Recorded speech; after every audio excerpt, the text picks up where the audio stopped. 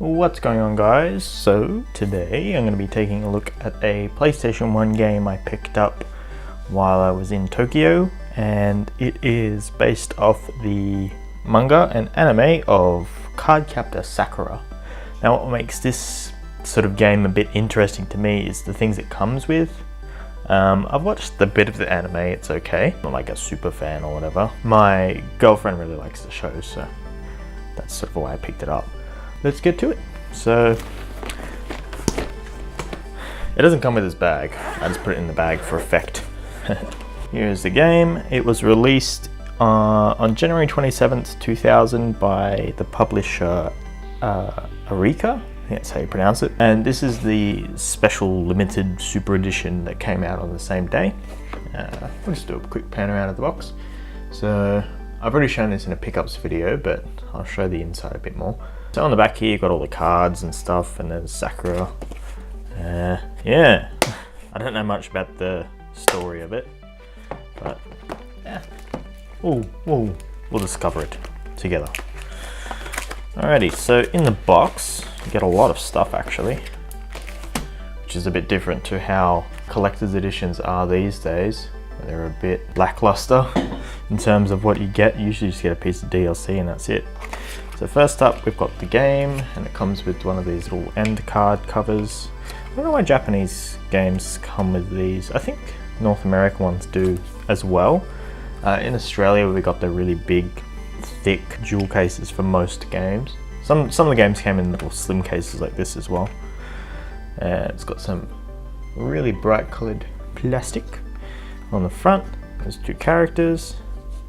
On the inside, it comes with some stickers. I don't think this has even been opened before. I believe that's for the controller stuff, that's for your memory cards. I don't think there's much of interest in the book, how to play it. Again, this game's in Japanese, so this is like a puzzle game. A whole lot in here, just how to play the game really.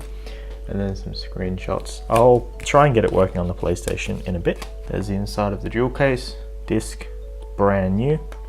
I bought this from Traders in Akihabara? I don't know how you pronounce it. That area, Electric Town, that's what it's called.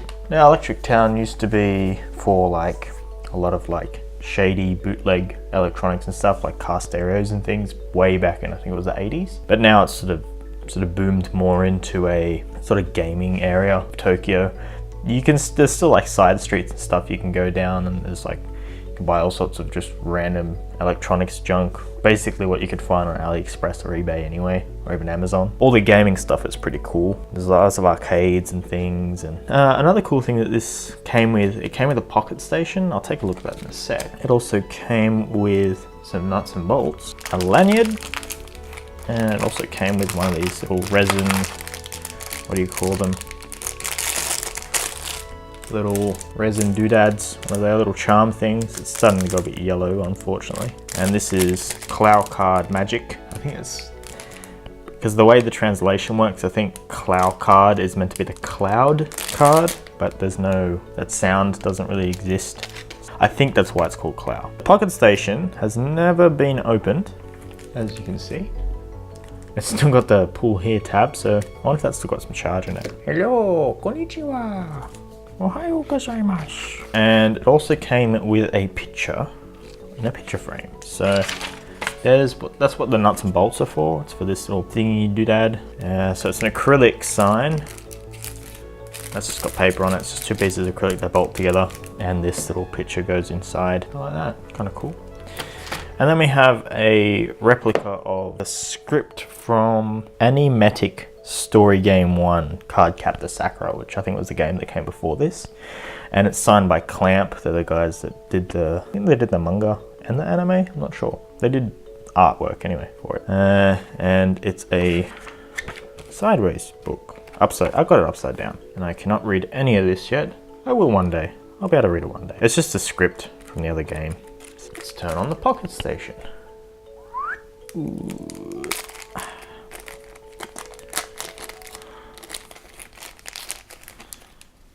You can kind of see the PlayStation logo is kind of, looks like it's burnt into the screen, but this thing's never been turned on. That's really strange. I've never actually seen a Pocket Station, but I've never actually held one before. This is brand new, never been used.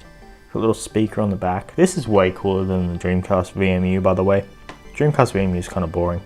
This is really neat because you can see inside it. I don't know if I can get any closer. Really neat. It's got a card edge connector. That's to plug it into the PlayStation. Use it as a memory card.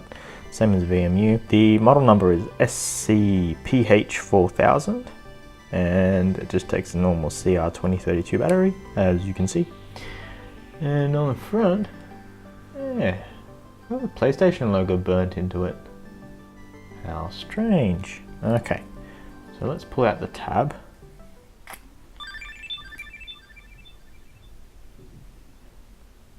Hello.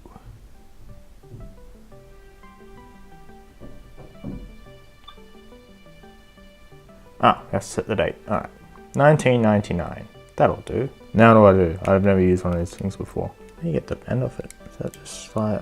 It comes up. What opens up? Whoa, man. Whoa. That's pretty cool. I wonder how this plugs into the PlayStation like properly. Looks like that would get in the way. Pocket station. How do I turn it off? I can't turn it off. Also, there's an infrared receiver on the top. So I apologize for pointing the camera at the TV, but my capture card's been playing up. I don't know what's going on with it. Also, I've got no sound on the PS1 at the moment. So I don't actually know how to play this game. I've just been running along and shooting stuff and then collecting them as I shoot them, but I don't know. If you run into the cards like that, you just fall over and then it hurts you, I think. And that's the glitching I mentioned before. It's just playing up, getting weird. It's got something to do with sync, I think, because this is RGB and it plays out with the capture card. It's not letting it capture properly. But yeah, so this is the game. I have no clue. No clue at all what I'm doing. Fine, alright, I get the point. But yeah, apologies for the bad camera work on this one. Pew pew! Die, evil cards, die! Damn it. But yeah, that's pretty much it really. I don't speak enough Japanese to be able to play this game properly. I don't understand what's happening. I could probably Google it, but I'm a bit lazy. So yeah, if you enjoy this video, if you want to see more strange, weird products, leave a comment down below and tell me what is your favorite obscure weird game, if you have one, or is there a game you've been wanting to try but you just can't find it? Anyway, leave me a comment down below and let me know. Till next time, see ya.